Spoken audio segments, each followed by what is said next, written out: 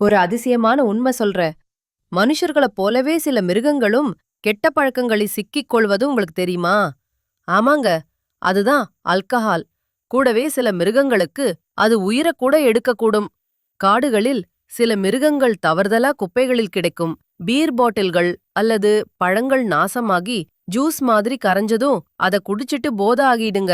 ஆனா அதிலேந்து ரொம்ப பேருக்கு தெரிஞ்சது, நம்ம வீட்டு செல்லப்பிராணிகள் நாய், பூனை மாதிரியான மிருகங்களுக்கு சிறிய அளவு கூட அல்கஹால் ஆபத்தானது. அது குடிச்ச உடனே வாந்தி, சுவாச பிரச்சனை, மூச்சு திணறல், சில சமயம் உயிரிழப்புக்கும் காரணமாயிருக்கும். அதே மாதிரி ஆப்பிரிக்கால இருக்கிற யானைகளும் சில நேரம் நாசமான பழங்களை சாப்பிட்டு போதையில விழறாங்கன்னு சில வைரல் வீடியோக்கள் இருக்கு.